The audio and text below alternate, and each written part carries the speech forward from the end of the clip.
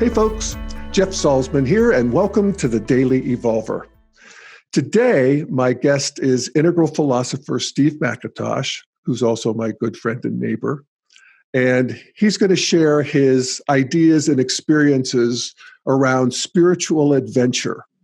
And he has the categories of spiritual adventure in the exteriors, that's wilderness adventures, and spiritual adventures in the interiors, and those are psychedelic adventures. So here we go with this conversation. We talked last week, and we started with him catching me up on his new book, Developmental Politics. So we'll start there and then get into the spiritual adventure. Thanks for listening. And we're talking about your new book, which is entitled Developmental Politics, right? How America can grow into a better version of itself. Ah, so this is we're in a pivotal moment in history, politics-wise, especially. In other words, it's a kind of a crucible of green, whether green will emerge, postmodernism in our jargon.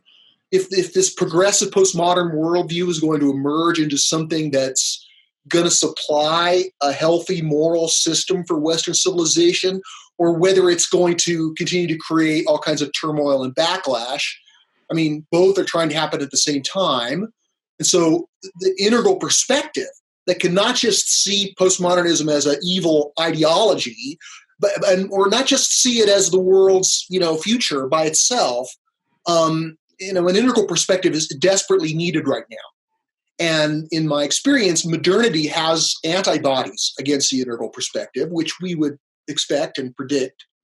But bringing an integral political perspective to the mainstream discourse through the various markets and audiences that are open to it is more needed now than ever. So it's an adventurous time, and a key moment for the integral perspective to step forward on the stage of politics. I mean, not as elected officials, but just as ideological advisors that help people gain a more roomy perspective, that they aren't locked into these warring camps. We're presenting a perspective that's effectively outside and above. The kind of a perspective from a functional future. And, it's my hope, and certainly what I'm dedicated myself to over the next few years, is to try to bring an integral political perspective to politics.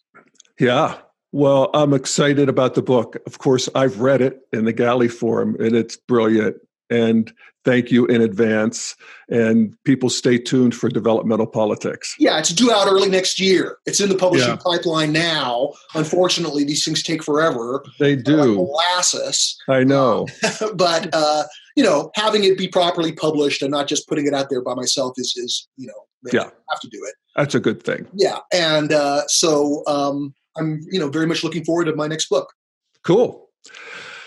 Well, our topic for today is something a little different, and I'm excited about it. And you and I have talked about it as being neighbors and friends. We talk about these things, and we wanted to share more complete thoughts on this topic of spiritual adventure.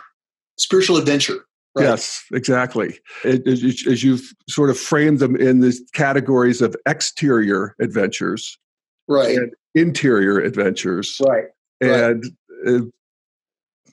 I just thought this was a nice way to talk about a rarefied element of spiritual experience, these kind of interior and exterior adventures that have been, a huge part of my life since I was an adolescent. And how I'm seeing them as contrasting and being different extensions of each other in a way.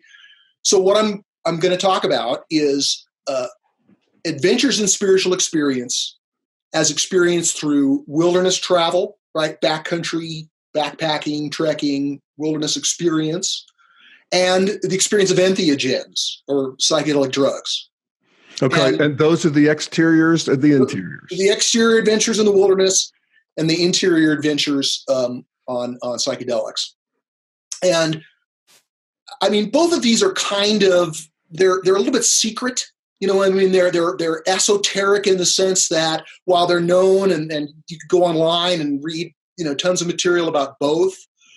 In terms of their potential for spiritual experience and the way they contrast and illuminate each other a little bit, that part hasn't been fully explored. So, this isn't territory I'm writing about. It's just something I'm living. And we wanted to talk about something other than politics this time. And just this seemed like a ripe topic for discussion because, it's not fair for us to keep these things secret. It's important to talk about them a little bit. Mystique. Yeah, I agree. And, I've done a minor share of both of these things. Right. And they have been, in both cases, transformational for me and have had permanent long-term spiritual effects. But I haven't done them as a practice. I haven't done them over time. And you have with, in a lot of detail. So I'm eager to hear your insights into this, and I would actually share something that you sent. You sent me some notes on this, and when you talk about adventure, of course, you're talking about something where there's the danger of something going wrong. It's risky. Yeah, it's not recommended for everybody. Yeah, it's not just an excursion; it's an adventure. Right. So, and you quote Whitehead as saying that without adventure, civilization is in full decay. Yeah. Wow. Now, one of my favorite Alfred North Whitehead books is his 1933 book called Adventures of Ideas. And in that book, he extols the central human significance of the beautiful, the true, and the good in his, Neoplatonic style. But to that list, he adds adventure. And he describes adventure as the search for new perfections. That being nerved by the spirit of adventure is essential not only to our civilization having vigor, but also us as humans exactly. Our quest. I mean, right. Whitehead doesn't talk in terms of spiritual quest, but nevertheless, that's what he's talking about. And so I was inspired by that. Adventures being like the beautiful, the true, and the good, and kind of central elements of the spiritual path, at least for me, at least that I've been blessed with the equipment to be able to, pursue these adventures. Yeah. Well, why don't you give us a little bit of a history of your adventuring? All right. And so this is spiritual adventure in the exterior world. Right.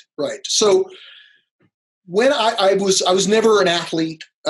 When I was young, when I was 12 and 13, I was completely enamored and attracted to the counterculture, right? The hippie movement. I was born in 1960. I was too young to be an authentic hippie. But by the time I was 13, that's all I wanted to be. I wanted to have long hair. I wanted to embrace progressive spirituality. It was emerging then in all its newness. I was so excited by it. And in some ways, the central magic of the appeal of the counterculture was the psychedelic experience. And so that was something that I was attracted to. But at the same time, I was also, pulled into wilderness experience. And at 13, I did my first backpacking trip in the Southern High Sierra. I grew up in Los Angeles, and I went with a group. And throughout my teens, I experienced more and more wilderness adventure and was so delighted by it. I mean, I was freezing and my feet were sore and it was arduous in certain ways. But just the beauty of the mountains kind of overwhelmed me in a way that was,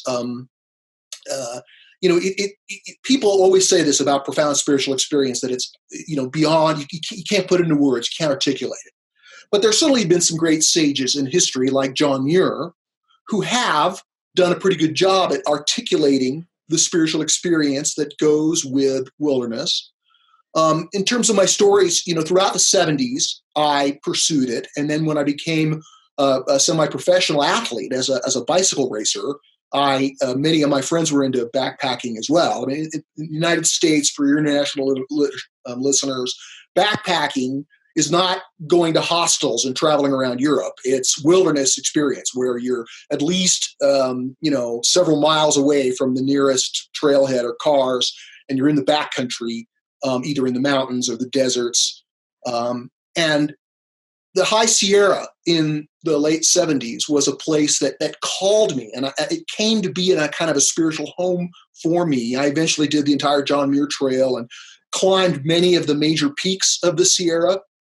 And reading John Muir and experiencing the backcountry through his eyes and in my own experience was, I feel like it's part of my soul. I feel like it's kind of gone into who I am. Yeah. But throughout my life, these exterior adventures continued. Well, let me just ask you, Steve. Yeah. So you're a teenager at this point. In the 70s. And maybe early 20s, whatever. Right. Did you have a self-conscious experience of these being spiritual experiences?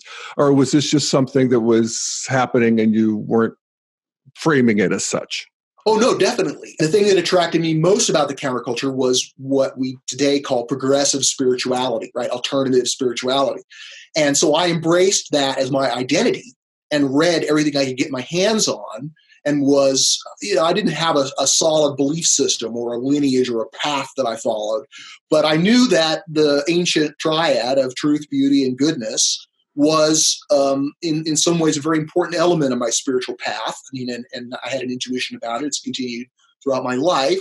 So when I went to the mountains, not only having read this progressive spirituality literature, but also John Muir himself, who's like a prophet of spiritual experience, I definitely had eyes for it. I was looking for the beauty, the alpenglow, the fading light of the sun on the tops of the peaks when it turns orange and magenta, or, the delicate mist of the waterfall, in the spray, you can see rainbows, or, a storm moving in. In other words, part of wilderness experience is feeling the awe of of how tiny and insignificant you are in comparison to these gigantic landscapes and incredible systems, allowing yourself to be vulnerable to these things, vulnerable to a storm moving in, vulnerable to spraining your ankle, right? Wilderness travel is risky. There's all kinds of things that can happen, but in the places, I've backpacked throughout North America and Canada. I've done it in the Himalayas, in both Tibet and Nepal. I've done it in Peru, in the Andes, in many places, and then also in Hawaii, which has some of the most special backpacking trips, wilderness experiences that you can imagine. Some of the wilderness coasts in Hawaii and the different islands that you can backpack to are like going to paradise for sure. Yeah, no, I've done the Nepali Trail in Kauai, which is several miles away from civilization. Right. And I've done that a couple of times. I've done that up in the Rockies here too. But what is interesting to me, and to sort of frame it in an integral perspective, is to experience these places with a pre-modern mind. So to go down the Grand Canyon, as I have a couple times, and to see it not as a function of erosion for millions of years, right. But it's just there. This is where I am. Right. This is what has been presented to me. And I'm actually at the center of it, and it's all here for me. Yeah. Yeah. Well, these places are like cathedrals that if you can't feel some kind of awe and wonder, if in the places where beauty is the most intensely expressed anywhere on the planet, if you're not kind of moved by that, then, your soul is not awake and alive. Yeah. Let me just quote John Muir. Please. In terms of his description of this spiritual experience, he writes, the wilderness symbolized divinity. The solemn monotone of the stream sifting through the woods seemed like the very voice of God, humanized, terrestrialized, and entering one's heart as to a home prepared for it. He writes, every feature glowed with intention, reflecting the plans of God. You don't have to believe in a personalized God to see that there is a universal pattern. In my 2015 book, The Presence of the Infinite, I define spiritual experience loosely as the experience of the presence of the infinite in the finite. And certainly beauty is one of the ways that humans experience, the glimmers of perfection in an evolving world. And the places where this perfection, where the veil is most thin, where the beauty is just shining through, are these places in, the high country and the mountains at the bottoms of canyons like the Grand Canyon, on wilderness coasts. I mean, the spiritual experience of nature can be had in many ways. I mean, people go to a viewpoint and just look over and have a spiritual experience of nature, or they can go for a day hike, or can spend their day sitting by the side of a stream. There are many kinds of spiritual experience, many kinds of adventures in spiritual experience. But the two that I'm talking about are in some ways the most adventurous, right? Because they're the most risky, and because you're the most vulnerable and subject to powers that are beyond your control. And so when you're out in the wilderness and you're not just, Ken Wilber talks about nature mysticism, right? And that's been well developed in the literature on mysticism. And while I think there's some overlap, I think there's a tendency in general when people talk about spiritual experience of the wilderness and spiritual experience of entheogens, is to try to conflate them as mysticism. It's like a shortcut to mysticism, where it's you're maybe gaining a little bit of what the full-blown mystical experience is. And I kind of reject that characterization. And I'm not the only one who's experienced mysticism and experienced these other kinds of spiritual experiences. Say, sure, there's overlap, and you can have a mystical experience while you're backpacking or while you're on psychedelic drugs, but I would say that they're not entirely the same. And so later, as we talk this through, we can kind of get into the theological implications of what these distinct kinds of adventurous spiritual experiences, what they imply, or what we might be able to draw conclusions regarding what the experience reveals. Right. But yeah, I know a lot of nature mysticism, as I understand it, is working with spirits. And actually, it's like for me, when I was in the Grand Canyon, to the degree that I could practice, to the degree that I could sort of wipe away my modern understanding of what this was, on the faces of the cliffs, I would see my ancestors. Wow. I mean, it just was. Yeah. You know what I mean? Yeah. And I know now, even if I could just walk in the wilderness not too far from our houses, I could talk to the clouds, I could talk to the trees, I could actually have a sort of a second person relationship. Did you ever work with that sort of thing, or I haven't had animistic experiences like that. Faces in clouds, and I guess the closest thing is especially the most mystical kinds of backpacking I've done is by myself, where I go and I'm 2 days away from the nearest civilization by myself. You just did that. Yeah, I did. It was awesome. And you're getting a little old for that. Nah. I would think.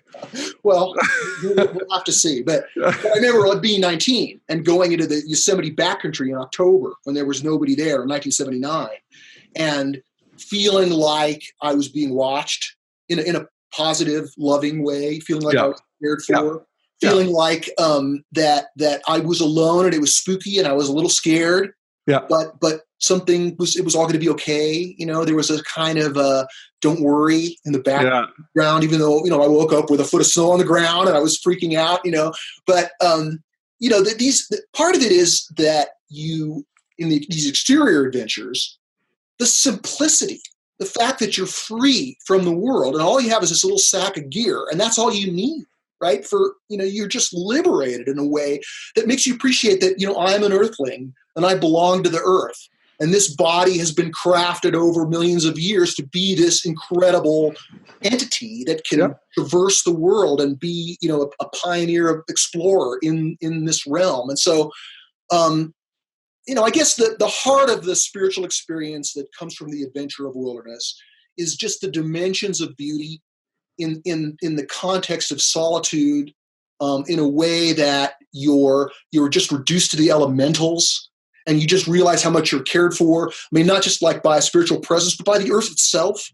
How, the perfect stream just provides the water that you need and it's there. And the beauty, in a sense, is nourishing your soul as much as the water is nourishing your body. It almost becomes cliche because you fall into these grooves of talking about nature like so many people have. And people kind of have heard these things quite a bit. So, but until you experience it, when you do experience it, when you are in the backcountry and you are backpacking and you are, some of these experiences can't occur on a day hike because it only occurs at dusk when it's about to get dark, or in the morning, or at midnight when you wake up and there's the Milky Way, like a great band overarching, and it's this sea of stars. And when you know that the reason that the Milky Way has that band is that you're looking at the galaxy from the end. Like that's the disk of the galaxy of the Milky Way. And you begin to feel like, okay, not only am I here, this tiny speck in the middle of this vast wilderness, but I'm here on this tiny speck of Earth in the vast Milky Way. I mean, the vastness of it. Yeah. But yet when you go to one extreme of just how tiny and insignificant you are, that also helps you loop back to the other extreme to know that you are original and you are significant and you are seen and known and loved by ultimate reality. I mean, these are experiences that, I've had, that I know as much as I know that I'm not dreaming, between dreaming and waking, you kind of just know it in your bones. And part of these experiences have helped lay down this soul knowing in a way that goes way beyond any kind of intellectual assent or belief system or anything like that. I know. I even from my earlier drug experiences, mainly with mushrooms, I wondered, is it just a chemical and it's just a function of some molecules in my brain that's making this happen? And I sort of explained it away that way for a long time until I realized that it just changed me. Yeah. And there's a permanent acquisition of some form of enlightenment, some sort of expansion that is permanent. And so I think of it differently now. Well, so let me just address that before we kind of get into the internal side of our adventures. And that is, there are many people of good sense and good faith who take a dim view of psychedelic drugs. I mean, they think about all drugs as being, lowbrow and kind of just rough and something that you should avoid. And that if you're going to be spiritually awakened, you can leave drugs behind, right? And so I respect that view. And I want to say that part of the way that I want to frame talking about psychedelic spiritual experience as a risky adventure, I want to acknowledge, first of all, it's illegal, right? Felony in many places. Second of all, it can be dangerous for people who could be psychologically triggered by it, right? So there are people who become depressed, or there are people who've experienced psychosis that doesn't go away, right? So in other words, it's not for everybody. But in the same way that people get eaten by grizzly bears in the backcountry regularly, right? Go on Wikipedia. There's an informative, if macabre, list of all the grizzly bear deaths in North America over the past 20 years, and they're more frequent than you might expect. But that certainly hasn't kept me from backpacking in Glacier National Park or in the Canadian Rockies. It's risky. It's not, again, it's something that only people who are physically healthy should do, who are, can hike miles and get themselves out. And it's something that only people who feel strong about their psychological center of gravity should undertake, because these risks are there. And even people who are psychologically healthy have had psychological problems from psychedelic experience. So I want to kind of acknowledge that and just say, look, it's not for everybody, but just like we're not going to ban backpacking because it's risky, I don't think personally that psychedelics should be illegal just because they're risky either, because they're not addictive. They're certainly not deadly, unless people have a psychotic episode and jump off a roof, which is very, very rare. The millions of people in the United States who've had a psychedelic experience, most of them have been significantly benefited by it. Many of them have had, profound spiritual transformations as a result of it. And I think that these things are important to put out there. And I think that many of it's kind of a secret, but I would say most of the people that I know in the interval movement have had a psychedelic experience. And everybody I've talked to about it is a sort of a positive regard for this experience. So it's kind of secret, it's kind of underground, but it's becoming more mainstreamed and normalized. Right. In other words, I don't think I'm damaging my author reputation by talking about it, because we have Michael Pollan, the modernist, who went and investigated it and tried to frame it and say, don't worry, people, the world is still safe for atheists, even though he had spiritual experiences which he tried to minimalize and compartmentalize. So I'm not a fan of Pollan's book or his analysis. Michael Pollan, he's a big writer, a big New York Times. New York writer. Yep. So he went and he investigated it, and then he writes about the history of it, and then he writes about some sessions that he did with a psychologist in a sort of guided setting. And so I am grateful to him for making another inroad into helping modernity see this as something they don't need to be afraid of. Yep. And, while not risk-free, is something that there are a lot of arguments for making it more available to people who are willing to do it in a responsible way. Okay, at this point in the conversation, Steve and I turned our attention to spiritual adventure in the interior realms, and I asked him about his history. As I was, like I was 13, I went on my first backpacking trip and really got into it. It was shortly thereafter, in 1974, that I had my first LSD experience, and it was extremely profound. I mean, I couldn't wait to do it. I mean, I'd read all about it, right? And it was in popular culture then. There was, Sgt. Pepper's Lonely Hearts Club Band. I mean, I listened to that 300 times, and clearly LSD was leaking through the entire art, and you knew that that's what made the difference between the early Beatles and the later Beatles, was that they had a spiritual awakening as a result from psychedelic experience. And I can also say that there's a good argument that among the many factors that led to the emergence of postmodernism, the green worldview, that it had been percolating, and we can see it, in Rousseau or in Thoreau or throughout. It becomes democratized. It becomes a mass movement. It becomes a market. It becomes a political force. It becomes a demographically significant worldview. Of course, in the 60s, it's gone through a lot of changes. It's matured and developed some, pathologies since then that we didn't see back at the beginning. But the worldview shattering experience of psychedelics was one of the major catalysts of the emergence of green. Because almost everybody who was embracing green had a psychedelic experience, or had a kind of a contact high from the people around them who were having that experience. And, there's a lot of different angles that we could come to in terms of describing what it is that psychedelics do. But one of the most direct and profound is that it kind of dissolves your ego. In other words, you're a witness, you're experiencing the world, and you can look around and see your setting. But because you're in a different place, you're elevated to the point where you recognize that you are a witness to the world. You are having experience even without your ego, even above your ego. The ego is kind of laughable. And in the same way that you're above your ego when you're on a significant, dose of psychedelics, you're also above the mundane world in a way. One way I've described it is so if you spend your life underwater in the shallow end of the swimming pool, right, and you look from underwater to the people around the pool, and they're kind of watery and wavy, and there's something going on, but you can't really hear it because you're underwater. And then all of a sudden you stand up above the water, and you're standing in the shallow end, with waist deep water, and you can look around and see everything clearly, and then you can see yourself underwater, but you're now standing above that watery, blurry realm. And that's what it feels like, is all of a sudden you can see your life clearly. And it's like you can see your life as your soul in the afterlife will see yourself. I mean, again, that's a belief system assertion, but let me say that you feel as though this is me, but released from the mortal coil. And so it allows you to look at your life with a sympathy, that I imagine that if there are angels, which there may very well be, that's the way they see you. You see yourself from the astral plane, or from the Bardo realms. You're able to kind of recognize your life, and there's a sense, a really strong sense in most of these really intense experiences where you feel loved. You feel like everything's okay. Everything's working together for good. There's definitely a message of reassurance and a message of comfort.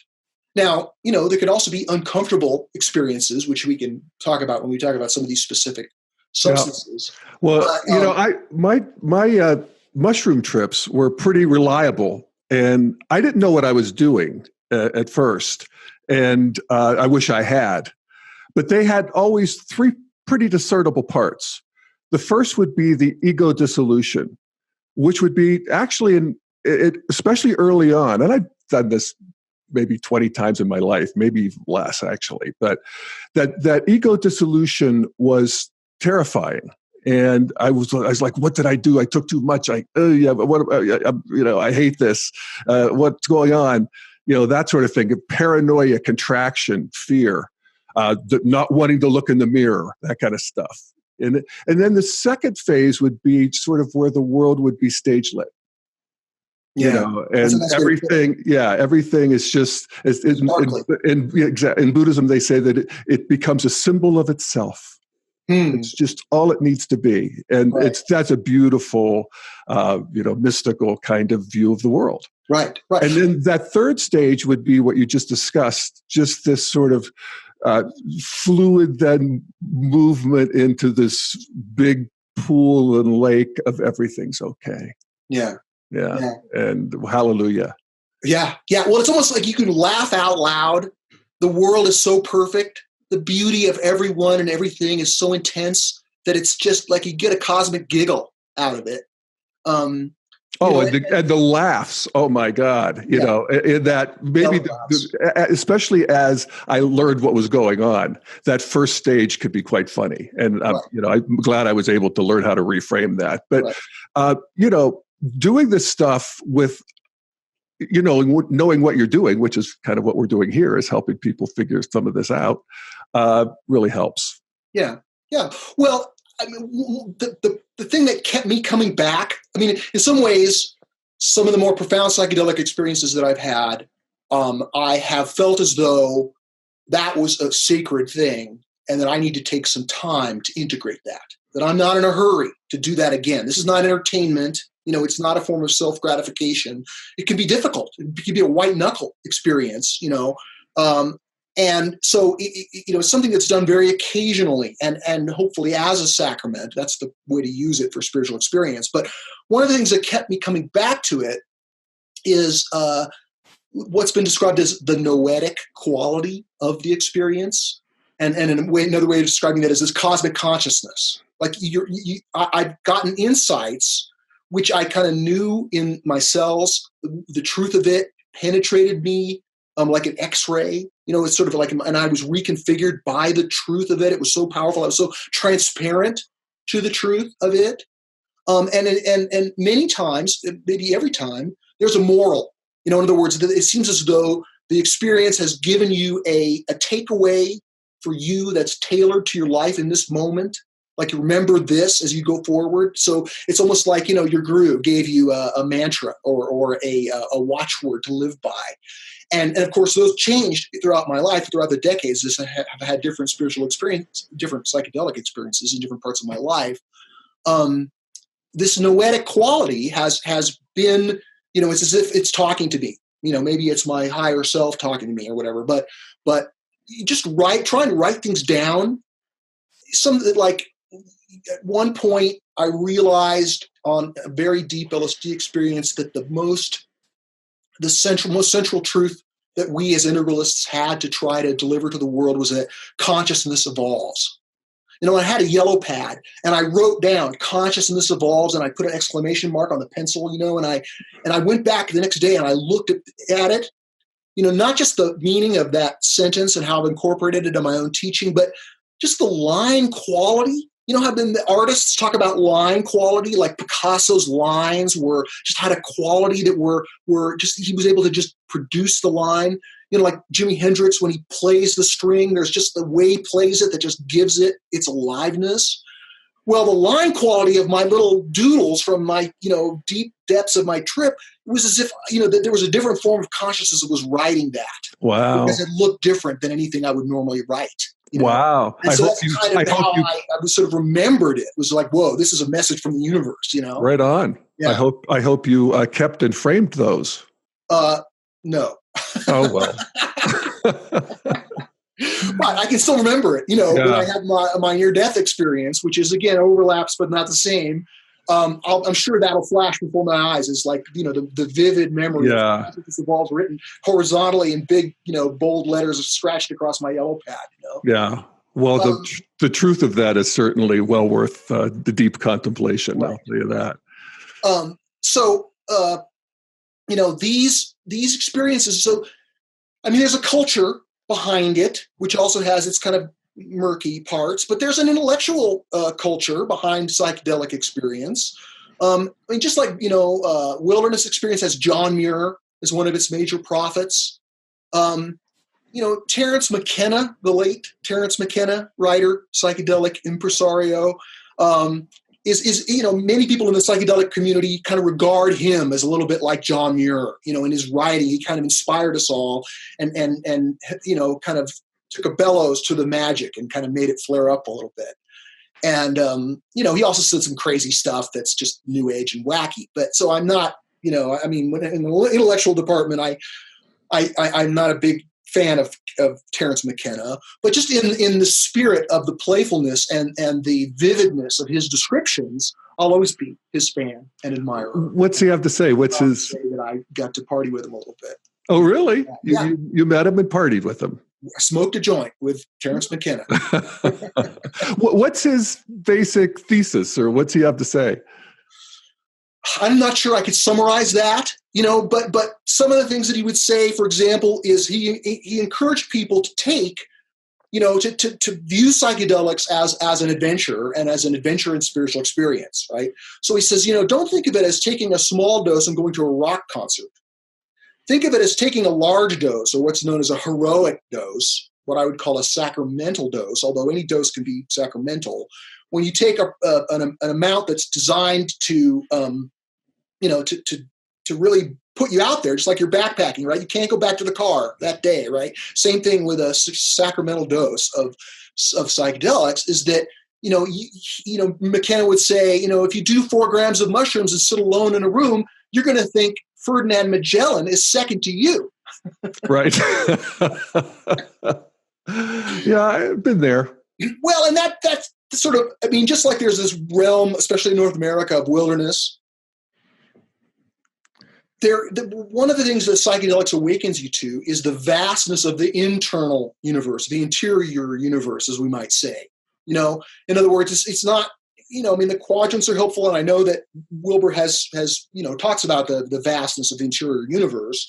But for people who use the quadrants as a sort of a rubric to think about reality, the fact that there's these 4 quadrants and they're depicted as being symmetrical can kind of mask the truth that this psychological realm, the upper left quadrant, opens up into this vast realm of creativity that transcends culture and society and even biology.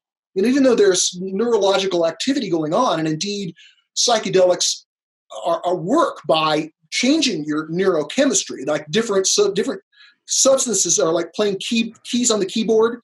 So like this substance will play this tone and this substance will play that tone. Mm-hmm. There's many different kinds of psychedelics. Yeah. These different kinds of psychedelics it's not all the same. The experience, right. There's some similarity, but some of them are radically different from others. Yeah. And that gives you a sense that you're exploring different parts of this internal universe and that it's endless, that you could keep going. You could go 1,000 miles, so to speak, like on the Pacific Crest Trail or something. You could go 1,000 miles into this internal realm that psychedelics opens up in your direct experience. And in that way, maybe we should talk a little bit about some. Yeah, I got to say that was news to me. Yeah, because I had always done mushrooms, and I haven't done really anything much in the last 20 years. But once or twice, a little light dose of something. Right. But to a serious psychonaut, there's a number of different substances, and they take you to different locations. Right. In different places. So, yeah, let's talk about that. Okay. Well, I'll tell some stories, some personal experience stories about the different locations that you can visit through these different substances. But let me frame that quickly by comparing it again to wilderness experience, right?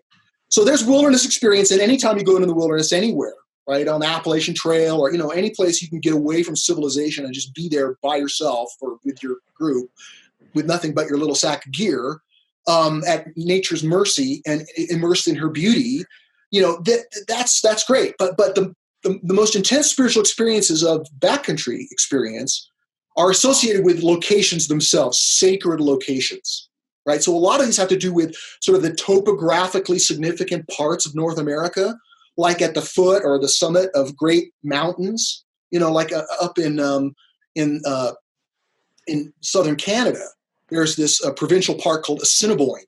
And Mount Assiniboine looks just like the Matterhorn. It's sort of carved, in this cirque, and it's surrounded by these lakes. And it's some of the most intensely beautiful places in North America. And the beauty is not just that fact that it's the continental divide, but in some ways it's like the crown of the continent. Just like a flower is this sort of expression of the plant. There's some places in North America, and indeed all over the world, where the flower of nature expresses itself. And this isn't just at the foot of great mountains. The sacredness is there. But it's also, at the headwaters of mighty rivers, like the headwaters of the Green River in the Wind River Mountains, or the headwaters of the Rio Grande in San Juan Mountains in the Rockies, right? I spent 3 weeks trekking around the base of Mount Everest, both in Tibet and Nepal. And, it's not a projection. The sacredness of Mount Everest, the Tibetans call it Chomolungma, which is, the goddess mother of the world. And when you're there in the face of this immensity, just this flowering of the planet's uplift, the sacredness is palpable. It's not a matter of saying, okay, well, I know this is the highest mountain, therefore I'm projecting on it the sacred. There's some of that. But there's other ways in which, whoa, you just know this thing is heavy. It's almost like the appearance of a supernatural being, right? Yeah.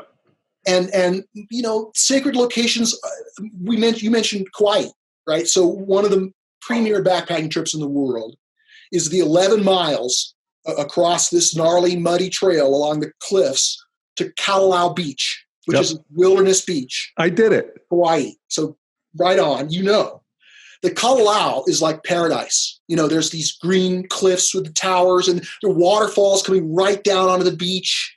The perfect waves, these kind of caves and cliffs and giant mango trees and rotting guava all over the trail and, a stream that flows down.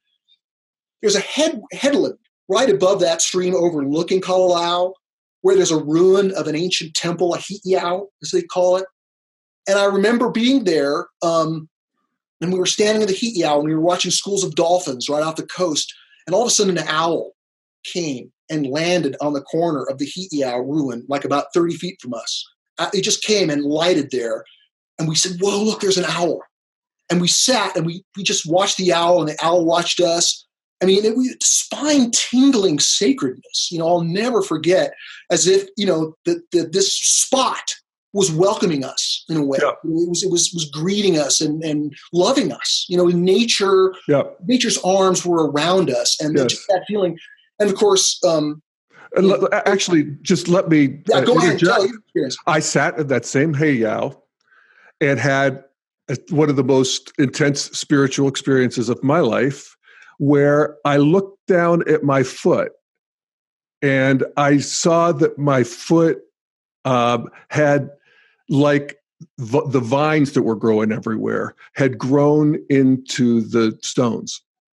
And I don't know how long that lasted, but I remember it to this day, and it was easily 30 years ago. Yeah. That's cool. Yeah. So I'm glad that very spot. Yeah. Yeah. Well, and there's lots of places like, it's worth just dwelling for a moment on some of these sacred places. There's a spot in southern Utah in the Grand Staircase Escalante National Monument.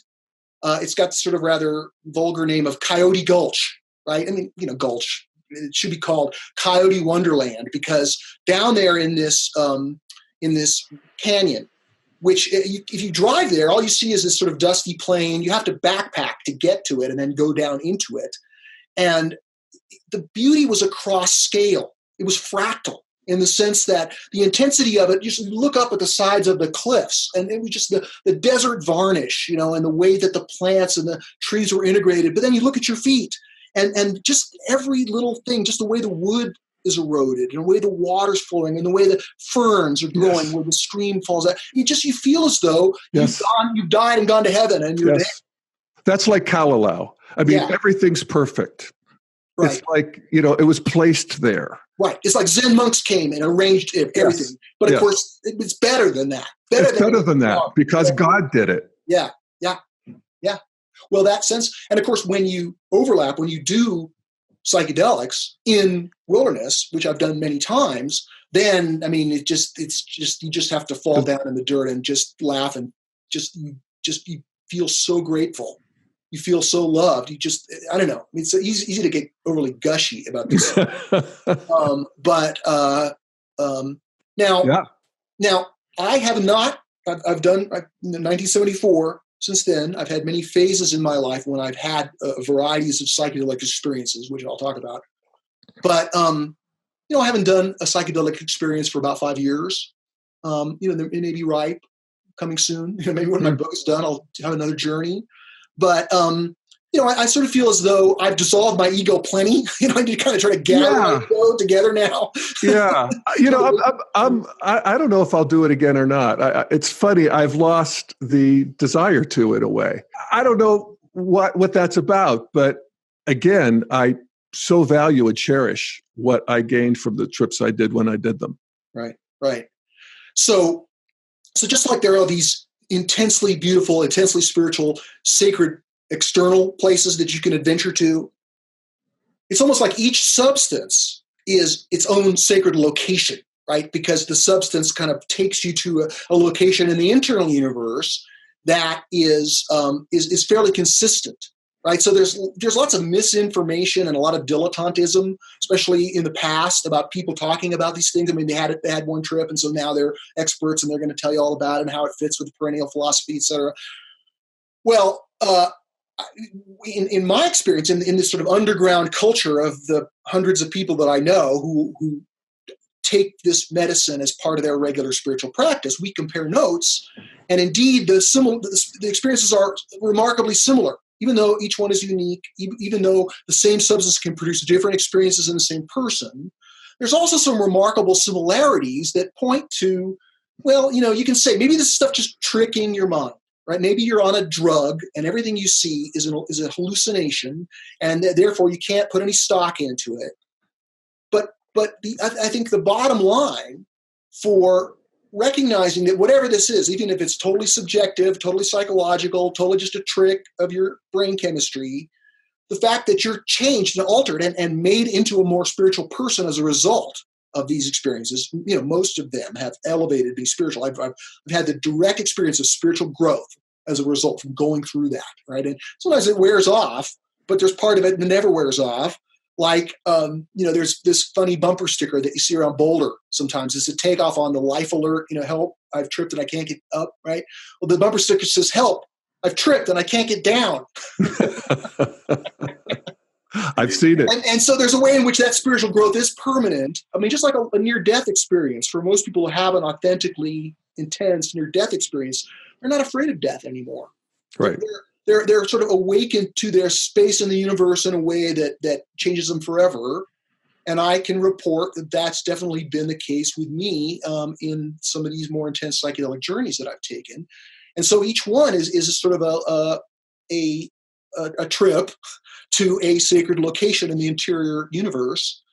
And so so let me go ahead and talk specifically about 10 different psychedelic substances, right? And the experiences that go with each, kind of storytelling, a little bit. Fair enough. Yeah. Let's so do the it. first one, and I think in some ways the king of psychedelic experiences, is ayahuasca, which is a botanical brew made from a leaf and a vine. And the vine contains, I think, the DMT, which is the main psychoactive ingredient.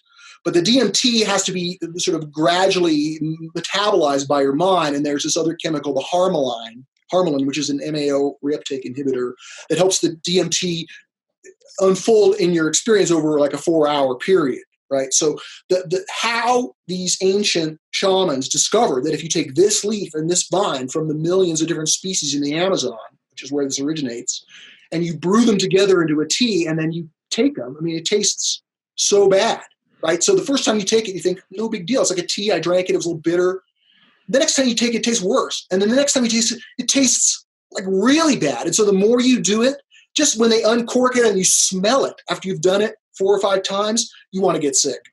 It's almost like your ego knows it's about to be dissolved. It's like, no, don't dissolve me again. Yeah. So that's an interesting feature of this brew. But again, it's a botanical, it's natural, and you drink it, and then about 40 minutes later, you start to experience this intensely visual field of psychedelics. Many people report serpent motifs. I mean, the visuals, the checkerboard rainbows, the psychedelic colors and visions that you see, both with your eyes open and more intensely with your eyes closed. These ayahuasca experiences, I mean, I know some of my friends who are artists, serious, painters, have painted this experience, and they're painting what I saw. So in other words, we're all seeing the same thing, which is an interesting, or maybe these are just neural correlates that are triggered, but maybe not. Yeah. And so then after this intense visual experience, then you get the really strong noetic quality of cosmic consciousness, where, for example, it's almost like I was taken. It was like I was taken by the hand by this medicine. It had a spirit to it, and it took me, and it brought me, into psychological recognition of all the main people in my life, all the people that I loved, and some of the people that I didn't love, who are my colleagues, who I worked with, who are, some of my rivals. And I mean, I want to love everybody, but, in other words, not everybody in your life is somebody that you necessarily is your loved one.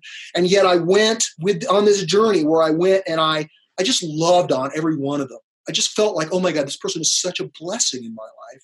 This person, regardless of any kind of transactions we're in or trouble we may have down in that world below that we're now looking down upon, there's a way in which this is so permanent and so sacred and so it's just divine. And so, afterwards, after these, I first did ayahuasca in 1994 when I was 34. And I did it that year 6 or 7 times. And afterwards, in the morning, when I would wake up, and it's a ceremony, right? There's typically the way that the culture around it is. You can't just buy it off the street and go home and do it. You have to go with someone who acts as the shaman or the guide or whatever who's there.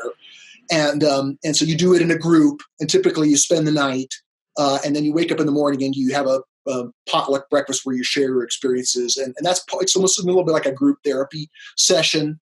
And so just driving home in the morning, I felt a little bit like St. Francis of Assisi must have felt. I mean, it was just like I was just so gentle and so open. And I actually called. I mean, I was totally straight at that point, but I would call up some of these people who I hadn't talked to in several weeks and just say, I leave messages on their answering machine like a crazy person. I just want to tell you how much I love you. I just haven't told you that. And I just want you to know, that if I die tomorrow, that you are just a blessing to me, And so there was just this sense of like being elevated and being feeling as though there was this, that I was so loved and so cared for, and that things were going so well. There was just, again, this reassurance and just this sense of non-attachment to the world, but yet in the same way, a loving of the world that I hadn't been able to experience my normal kind of ego buffered, existence.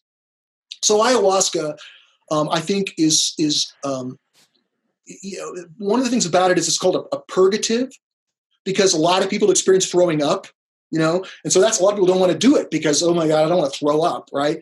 But I remember my friend, when she was persuading me to do it, she says, I threw up, and I went to the toilet and I threw up in the toilet, and then when I looked at what I had thrown up in the toilet, I could see that it was all the shit that I had with my mother had just been purged from me. And it was there in the toilet, and I flushed it down, and I haven't felt bad about my mother ever since. There was a sort of letting go of that. Yeah. And that physical throwing up was part of it. Now, I only threw up once, a tiny bit, in the 6 times that I did it in 1994 and 1995. And I've done it a few times since then, but I never had quite as much of a purgative effect. But the fact that I felt purged of negativity, purged of kind of self-seeking or grasping, that's a sort of sense of lightness, of being, was a kind of spiritual growth that I received from that experience, which was, will be everlastingly cherished by me. And that's why you can't help when you've had an experience like that to recommend it to people. Mm-hmm. And it's becoming more and more common, right? There's a cottage industry of these shamans who are doing it. The quality of the brew is really, there's a big variance. Originally in 94, we were getting it from Peru. People had brought it back and brewed it here. A lot of people go to Peru, but again, even that's risky because there's a lot of, fakery and a lot of grift going on among the psychedelic tourists who go there. So, it's just as easy now to do it in the United States. And I mean, friends of mine have gone and spent weeks down in Brazil, for example, at, retreats designed specifically for this and done it multiple times. And I've never done that. And so I can't say how much more profound and moving and spiritually growth inducing doing it in South America would be. I'd love to do that, but, not necessarily. Yeah. No, I know a bunch of people who have done really intense long-term travels, right? And they think it's been life-changing and worth every bit of it, but seems like a big commitment. Well, it's also important to say that I don't think it's a spiritual path by itself. I know, especially sort of intense stockbroker types, kind of businessmen, that they've had an awakening from the ayahuasca, so they kind of do a type A thing where they try to do it 100 times, and I haven't seen these guys who've really gotten into it and try to use it as a path, and approach it like they would a meditation practice as a kind of regular thing. I don't see them as being spiritually transformed from that. Yeah. I think that the spiritual growth that it offers is something that needs to be integrated over time. Ideally, maybe you kind of have you go to Brazil and you do it 5 times over 5 nights, but then you don't need to do it for several years because you need to kind of integrate that and let it wash over you a bit. And that's, I would emphasize it that it can be an important supplement to whatever spiritual path you might be on. And it can be a kind of a jump start to people who don't have a spiritual path or any kind of spiritual element of their life. But I don't personally believe that it should be undertaken as a spiritual path or thought of as, well, what's your religion? Well, my religion is psychedelic experience. I think, Yeah, I think that's a good point. Yeah.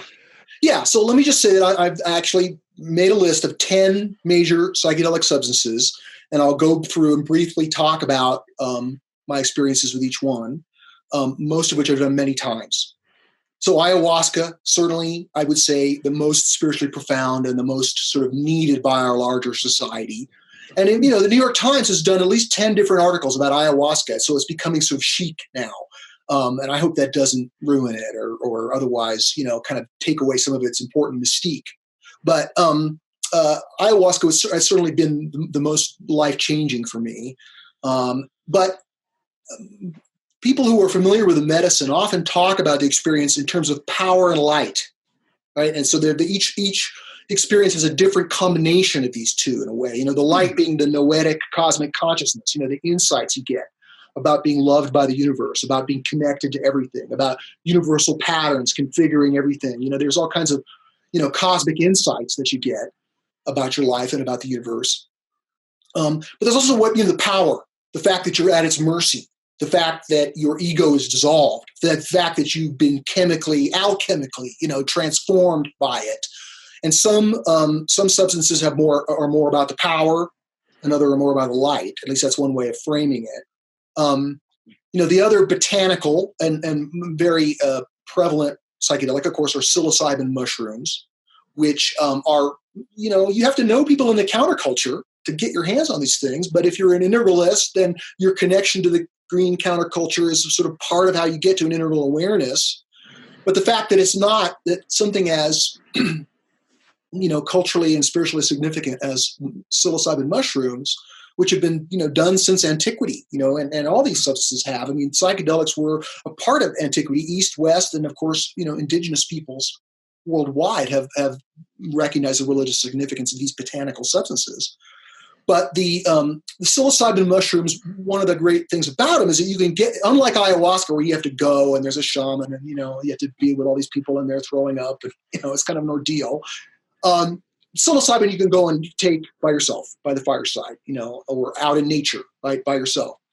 And these experiences are extremely, overly using the word profound. Again, we're talking about these rare spiritual experiences. So the vocabulary is there's a dearth of it. We don't have enough vocabulary. I think that as these things become eventually legalized and more integrated into our culture, we'll have a much more robust vocabulary for talking about the internal universe and the experiences that these things afford. But psilocybin mushrooms definitely have been an important part of the spiritual growth that I've had from psychedelic experience in general. I mean, one of the things that I've done with psilocybin mushrooms is taken heroic doses. I mean, not always, but I mean, not in nature, but at home. For example, at one time I did 6 grams, and which is a very large dose. And towards the end, I mean, it only lasts about 4 hours, but it was sort of, not only did it wash away my ego, but it washed away a lot of my mind. And this was not a pleasant experience, but it was a very profound experience. It left me with a grip on spiritual truth that I hadn't had before. And the experience was comparable to, I felt as though I was at the North Pole and there was a giant blizzard, with 100-mile-an-hour winds. I mean, not literally, but that's kind of what it felt like. And I felt like I had found the North Pole, like the barber pole, the kind of the cartoon version of it, right? And I was sort of clinging to this pole, trying to hang on to this wind of my mind being blown away. And I realized that the pole that I was clinging to was this sort of a fundamental spiritual truth that I could proclaim in the face of death. The spiritual truth of I'm a son of God, and I am beloved of the universe, and I belong here, and that my life is it's real, and that my identity is sacred, and that I can affirm that I am a son of God, and that I have trust in the ultimate reality's awareness of me, and that just those things, even though I could barely think a thought, just like saying those as a mantra helped me kind of ride out the storm, so that when the experience sort of wore off and my mind reconfigured itself, I could kind of tell where where my salvation as a spiritual being and ascender, beyond this life was sort of anchored. Hallelujah. Yeah. I mean, it was really profound. And so mushrooms are good because you can experiment with them, and again, people have had bad psychological experiences, not just bad trips, but bad effects afterwards. So even though I'm talking about it in glowing terms, I also want to say, if you go backpacking in Glacier National Park, there's a small chance that a grizzly bear is going to come and eat you. And that's going to be one of the gnarliest, things you could possibly experience in life. I mean, even in death.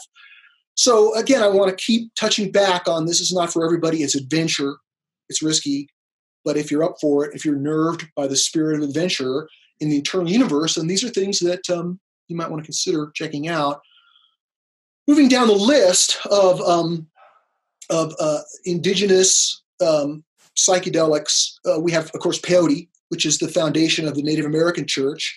And unlike psilocybin, right, or the DMT and the ayahuasca, mescaline is its own psychedelic molecule, which is naturally contained in the peyote, as well as in the San Pedro cactus, also contains mescaline. But again, the peyote experience and the San Pedro experience are different.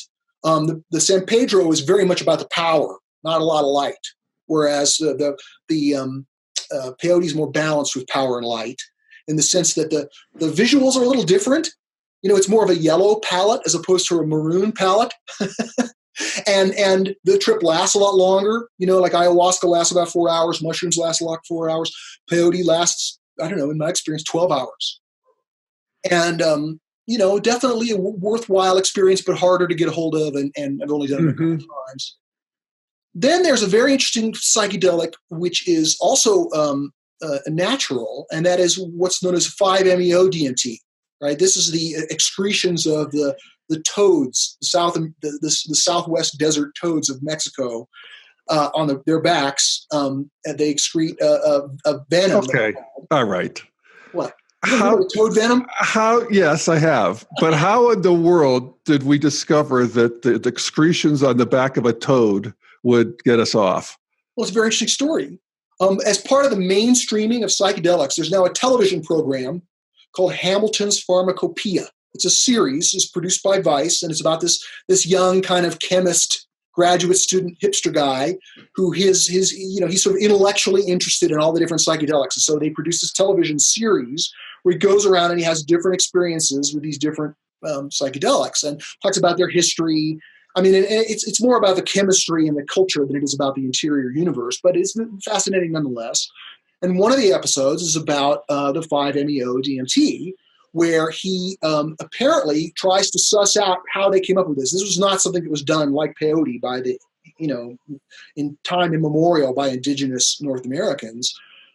It was discovered by, apparently, according to this television show, by this green psychedelic guy who was living in Tucson and would go and at night walking around, and he kind of had an intuition that toad venom was something that was interesting. And so he found a toad. This toad is the species of bufo. I can't tell you the Latin name, but he put a little bit of it on the end of a cigarette and smoked his cigarette just with the end of it with that little bit of toad venom on it, and had a 5-MeO experience. And then he published a pamphlet on it, kind of underground pamphlet. And then it was synthesized in China. And because it wasn't on the Schedule 1 list during the 90s, you could just buy it mail order. And so while now a lot of people do it with the actual toad venom, it's chemically indistinct from what was once available. I thought I would be asking a rhetorical question. I did not think you'd have an answer to that. Yeah. No, it was just one guy. He kind of was experimenting, another adventurer. Yeah. So now 5-MeO, again, they're shamans. You can go pay somebody and have the experience. And it's totally different because it's only lasts about 15 minutes.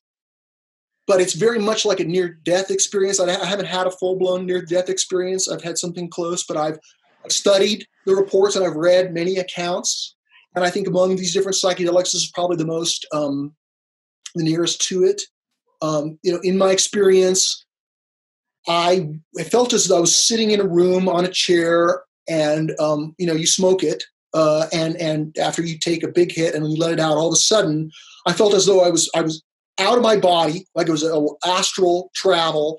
I was pulled from my chair up into the air, like 100 feet into the air, through the roof and up into the space above the building where I was experiencing it. And I felt as though there was this sort of host of beings, like my seraphim or my angel, my guardians, that I all of a sudden was presented to them and I was among them. And they sort of welcomed me. They sort of said, we're glad you're here. We're glad we get to communicate to you directly. Again, this might have just been some drug hallucination. I'm trying to be circumspect in my claims for the ontology of this, but nevertheless, I'll never forget it. It's a million-year memory because they just gave me this sense of reassurance. They just said, look, everything you're doing in life is perfect. You're on the right track. You're giving your gift. I felt as though they were confirming that I had a kind of a destiny, that I had a providence, a providential path that they were there to help me with, and they were just letting me know that they were on the path with me, and I was on the right path. And oh my God, it was just so intensely. Afterwards, if the ayahuasca made me feel like St. Francis, this made me feel like I don't know. I don't want to compare myself to any great persons. I certainly don't feel that I am, but I am saying that after this experience, I felt that they had consecrated my life in a way that was, that it's just, again, my cells were reconfigured by it. And Wow. I feel it today to the 5-MeO DMT, which is different from regular DMT. Okay. Now I'm moving from these botanical. Let me just stop you for a second. Yeah. I'm not sure if it's on your list, but salvia is another one that sort of had its sort of phase in Boulder a few years ago where people were smoking salvia, and they probably still are. And it was also a 15-minute kind of a thing. Right. And is this similar to that? No. So other botanical psychedelics that are worth mentioning that are more esoteric. One is Salvia divinorum, and the other is Amanita muscaria, which is a different kind of mushroom. Right, it's not the psilocybin cubensis, right? And so Amanita muscaria is associated with Asian shamans, like Mongolian shamans, but it grows throughout the world. You can see it in the mountains above Boulder, the red cap mushroom with little white tops. Mm-hmm. I've definitely had an experience on that. It was definitely not a very intense experience, so maybe I didn't do enough, or maybe we didn't have enough potent stuff. I don't know whether I'm ready to characterize it. Yeah. It definitely was altering, but in a way that was mysterious that I can't quite report on. The Salvia divinorum, and again, another esoteric thing, because it's a more along the lines of what's called a dissociative experience. And that experience is in the same family as ketamine, which I'll talk about in a moment. So salvia is different because it's not as if you're loved and you're journeying in the eternal universe. It's like you're disintegrated. It's not just to dissolve your ego, but it's sort of the things that cohere as yourself are sort of sent to different parts of the universe. Right. Yeah, I didn't do it, but I was with people who were doing it, and it didn't seem like that much fun to me. I don't know. No, it's dark. But it was at least it was quick, so had that going for it. All right, so so we're done with the toad venom. We're done with the toad venom. Right. Now, and I see your note here. You say it's natural but not vegan. Yeah. Fair enough. Right. Animal product. Yes. All right. So, so then there's the regular DMT, which is also a 15-minute experience. But again, it's even though 5-MeO DMT sounds like it's just a type of DMT, chemically they're significantly different. Right. So regular DMT is one of the main active ingredient in ayahuasca. But when you smoke it, when you melt it down and smoke it like you would crack cocaine or something, like in a glass pipe, you get a 15-minute, 20-minute experience that, some people have called, it's like being kicked in the head by a psychedelic horse. Just jerked out of your body. It's really intense. And there are beings, but they're the different group of beings than the 5-MeO beings, right? So in other words, I felt like I was thrown into this cascading checkerboard rainbow psychedelic machine, gears, like of this giant psychedelic machine, and the huge gears, and I was just like falling through them, and then I fell through in another dimension, and I landed at the feet of these higher beings, these celestial beings, and I couldn't see them. It was like I was permanently and I was bowed down before them, and I was at their feet. And they kind of were, that my arrival in their midst was sort of humorous to them. He said, look, this little journeyer has arrived. And they said, it wasn't like they were welcoming me like my angels. They were more like saying, oh, okay, you're here. All right, don't come back for a while. You've been here, you've seen this.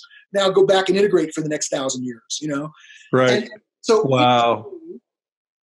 One of the major academics who studies this and who's had a lot of thinking about it is the professor at the University of New Mexico, Rick Strassman.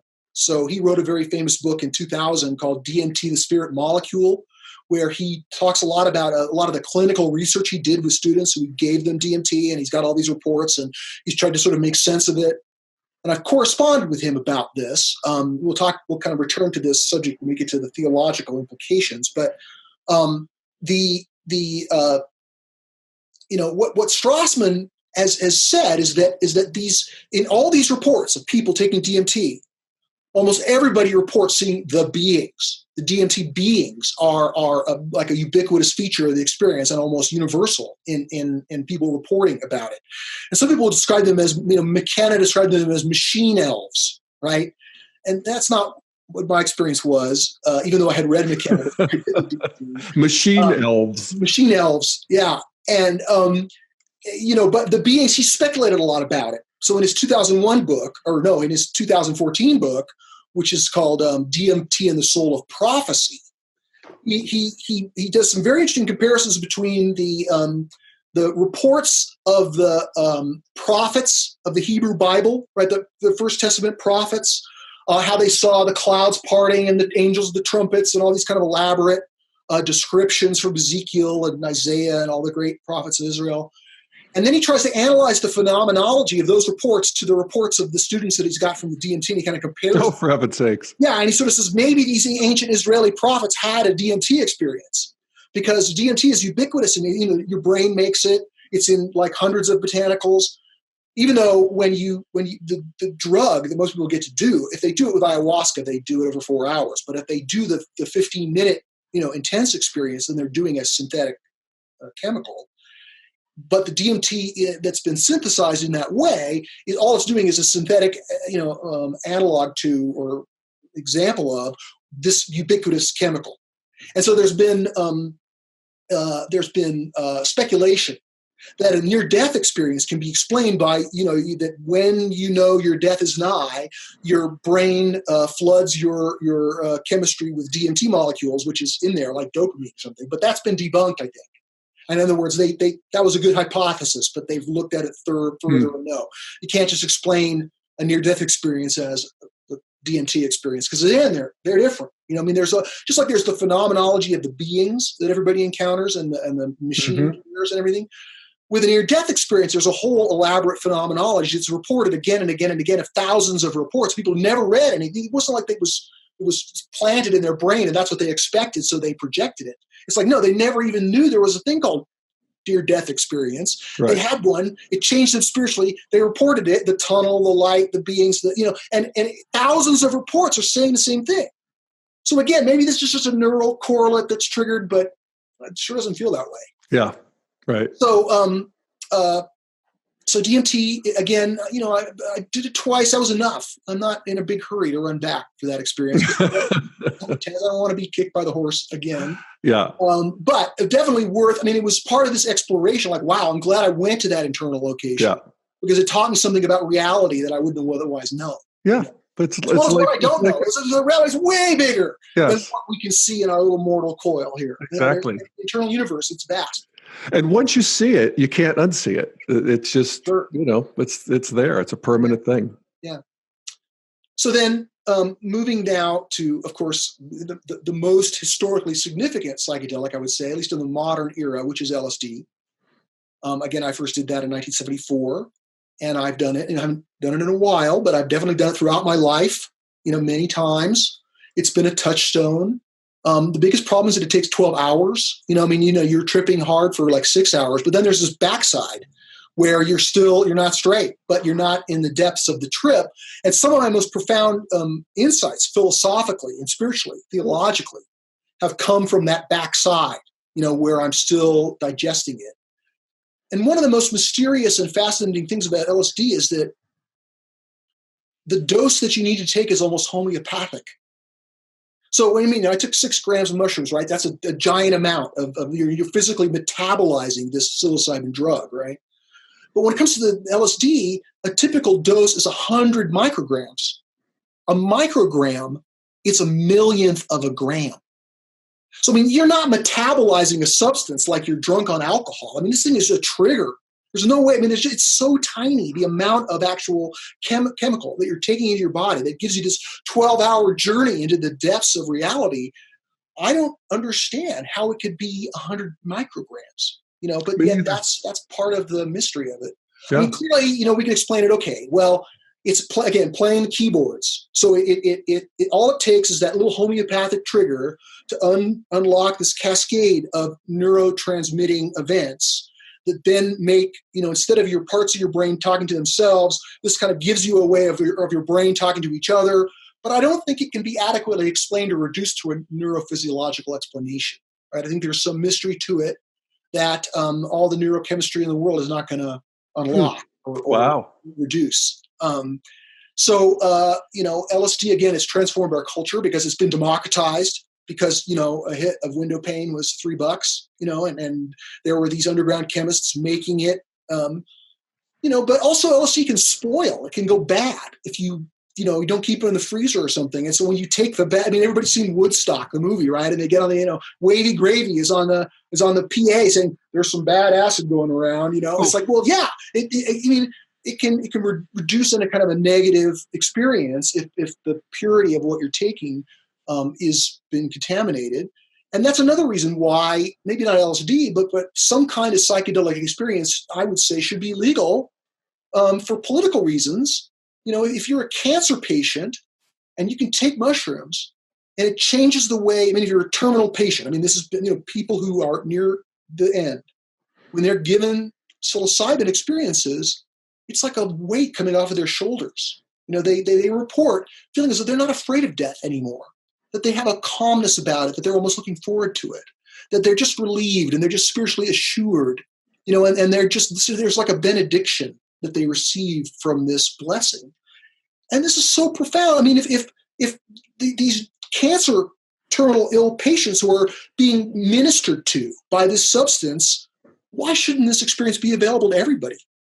Despite its risks, right? And again, if you have to get a permit to go backpacking, right, and they make sure you're carrying water and you're not a complete idiot, you could get a permit and have a psychedelic experience. The psychiatrist could check you out. Yeah, I don't know.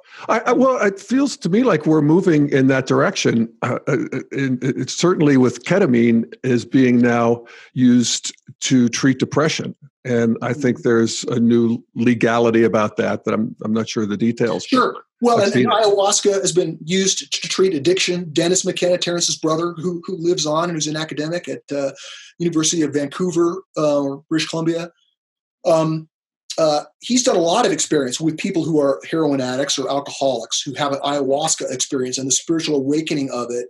Just like, Alcoholics Anonymous is a spiritual cure for a physiological disease. Yeah. That some of these more profound psychedelic experiences have been known to help people awaken out of their addictions. Yeah.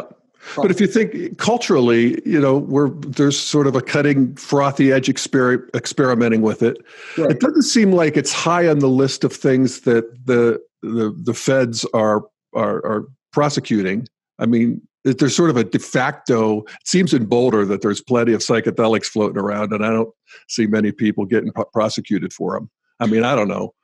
I don't know either. I know that but they are illegal. It's still a crime. It's still, it's still gnarly. It's still, there's still civil forfeiture is still out there. I mean, there's all kinds of ways that the man can mess with you if you if you're on psychedelics or you possess psychedelics. And again, if you're like you and me and you know a whole bunch of hippies and you live in Boulder, it's no big deal. But if you're in Minnesota and you're a cancer patient and you don't know anybody who's green, you don't have a connection. I mean, there's something unjust about that. Yeah. Right. Yeah. Right on. So LSD, again, we could spend an hour just talking about that experience. But one of the most profound experiences that I've had that's up there with ayahuasca in terms of the life-changing was when I combined in the 90s, when I was more adventurous in my 30s. I haven't done this for a long time, but when you combine LSD with MDMA, right? So MDMA, ecstasy, right? It's its own, it's classified as a psychedelic, but all these others are mental. MDMA is much more emotional. It's like a love bomb. I described loving people on ayahuasca. Well, when you're on the MDMA, it's like, oh my God. So when my wife and I were first dating, we had an intense MDMA experience and it was so bonding. We were just so with each other. And when you're dating, there's always kind of, well, is this person right? And it was just in that moment that we knew that we had found our lifelong love. Oh. And it was just like, do you really love me? Are you really going to stay with me? And she said, yes, I really do love you. And it was because I knew that in that moment, it was coming from the deepest place in her being that she was just opened up with this total, just like just this being saturated in love that was so deep, you could just, laugh out loud about it. Oh. MDMA is another bucket list thing, which again, it's a gnarly chemical. The hangover is intense, unlike these other substances. Right. And if you do it, the more you do it, the less good it is. The first time, it's like when you're a virgin and then all of a sudden you get the big dopamine dump.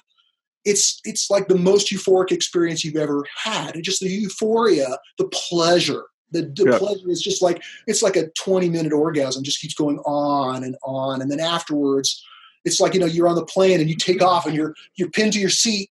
And then all of a sudden, the rush is over. And then the flight attendant comes on and says, you're now free to roam about the cabin, And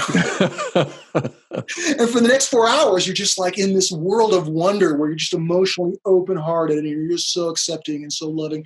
So that's been really good for bonding in my early, right. Well, we've been married for 20 years now. They don't call it ecstasy for nothing. Right. But when I was more into the high adventure in the internal universe, I did a double dose of ecstasy. I waited 2 hours. I was in the peak of the ecstasy experience, and then I did a double dose of LSD. And, I was lying on the couch, and it felt as though a psychedelic wave just like came and just like broke on top of me.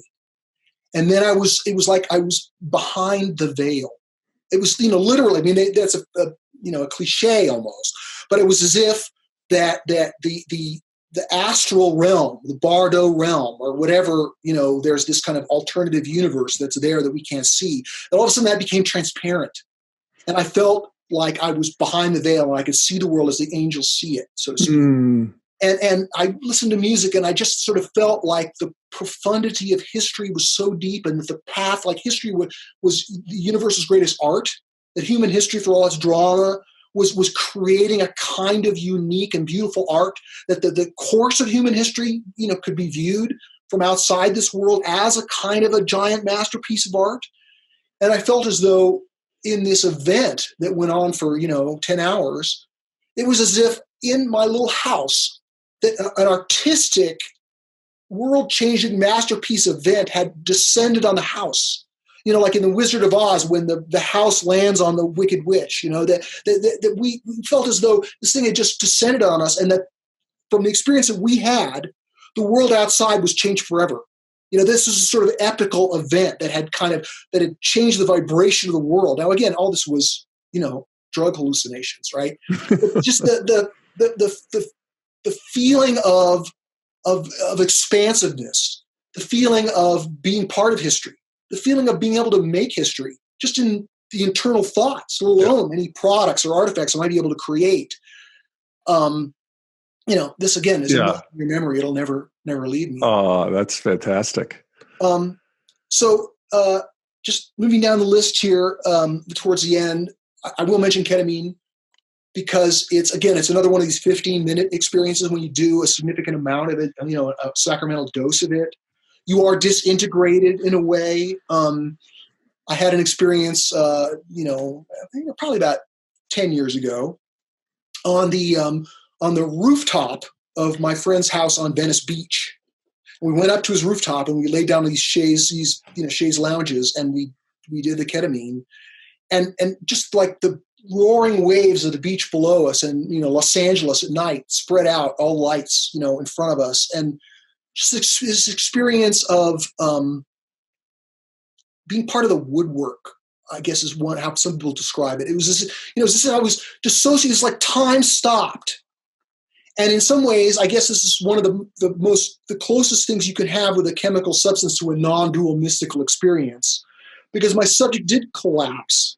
Now, we talk about the dissolving of the ego with these other substances. They all dissolve your ego, basically, but in different ways. And they leave you with a witness, but the witness is from a different angle, a different perspective. The ketamine even dissolves your witness.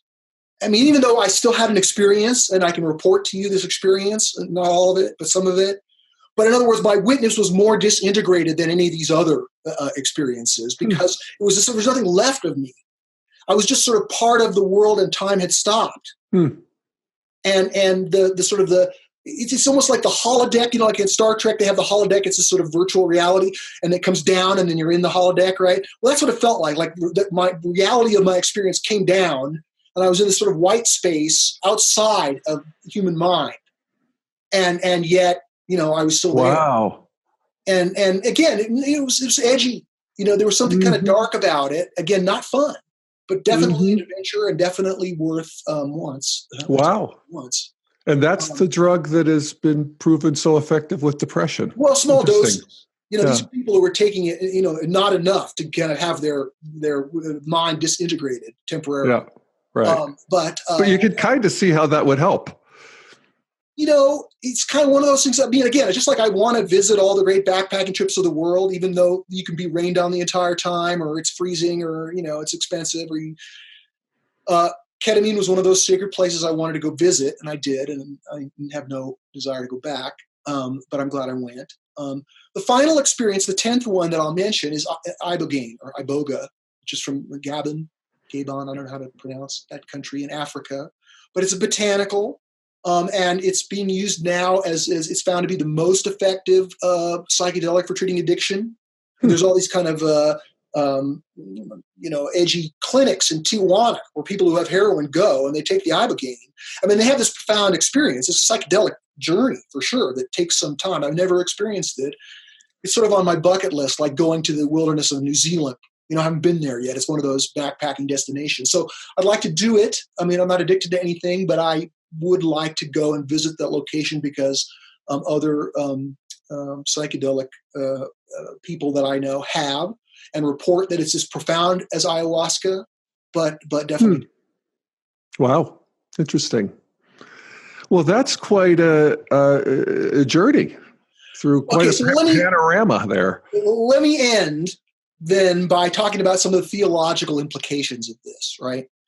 So people writing in the 70s, or when psychedelic experience first started making its way into the culture, there were, and some of the early advocates of it, like Aldous Huxley, right, who was also one of the main proponents of the perennial philosophy, right, these folks overlaid the perennial philosophy, which is kind of a belief system, onto the psychedelic experience, and either talked about psychedelic experience as one of the levels on the hierarchy of non-duality, which the perennial philosophy purported to be able to describe.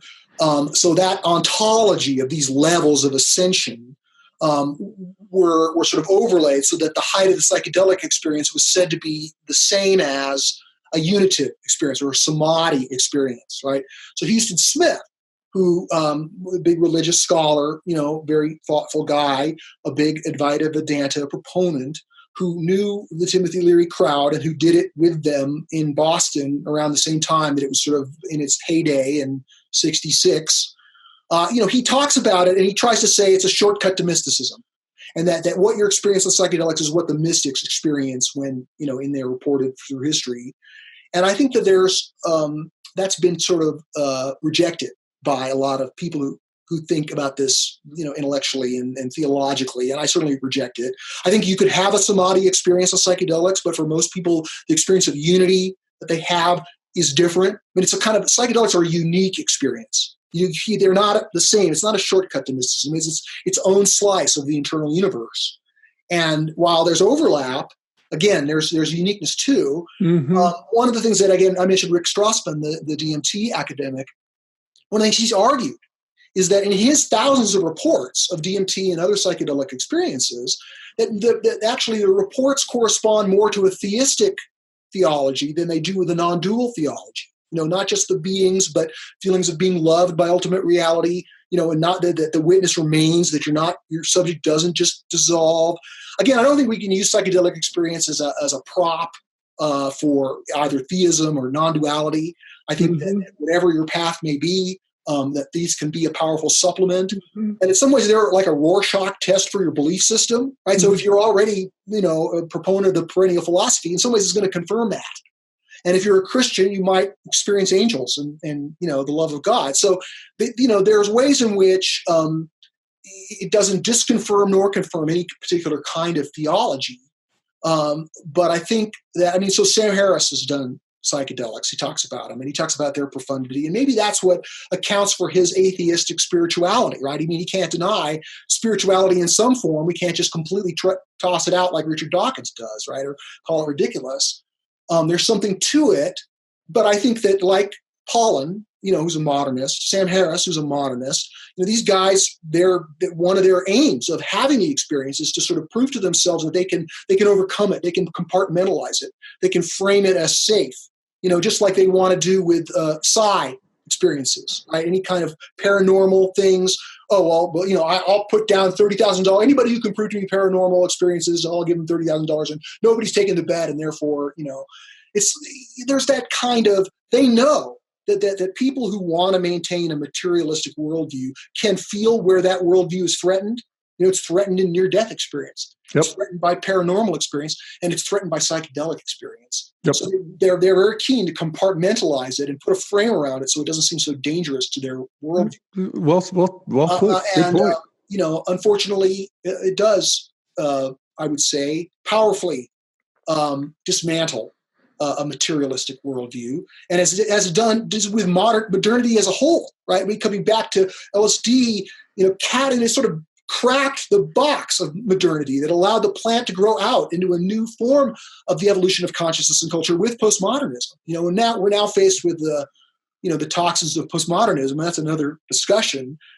As well as but the fact that psychedelics have been democratized and the adventures of the internal universe are now available to at least people who have connections to the counterculture, that's one of the heroic achievements of postmodern culture in America and elsewhere in the world. So I think we need to acknowledge that. Yeah. And thank the birth of Green for giving us these new vehicles by which to explore, spiritual reality. Yeah. Well, thank you, Green. Yeah. Well, and of course, so much of it comes from the indigenous, and these have been online for a long time. Sure. And they're coming back and finding their place. Indians, the Soma and the cult of Dionysus. There's been all kinds of interesting history tracing back what these substances were. But clearly, in the 20th century, except for the very rare bohemian, right, who would take mescaline or something, it was not democratized. If you were a normal person, you never even knew that these things existed, let alone had a chance to do it, right? And so in that way, there has been, I would have never done it as, just some American guy, but yet I have, and it's contributed to my spiritual path. Yeah. So, it's worth sharing. And I've done far less, but it has, changed me. Yeah. And in very much the same ways. What I didn't realize, and what I've realized even deeper in just this conversation, is, it's not just tripping. It's not just getting high. There's all these distinct locations with their own qualities that are part of the interior universe. And, that's just evolution right there. I'm just seeing more complexity of something that was a blob. And now I'm beginning to see the sort of top topography of it. Right. You can see that there's much more than our ego-constructed world. Yes. And that you could actually experience it. And the experiences of the ontology of it, the fact that it's not just a hallucination, that you've actually been to a sacred location and that you're changed by it and improved by it, those feelings are extremely palpable and extremely long-lasting. And so that is testimony to something real about it. Yeah. Wow, Steve. Well, thanks, bro. Thank you, bro, for having me on and letting me talk about these naughty subjects. Yeah. These risky subjects, these adventures. Yes, exactly. Which are nevertheless out there. And even if people who are not inclined to do it, just knowing that this is an experience that humans have, it's worth knowing about, I think. Absolutely. Yes. Well, thank you again, Steve McIntosh, and thank you, everybody, for checking in on the Daily Evolver. Right. Bye. Bye.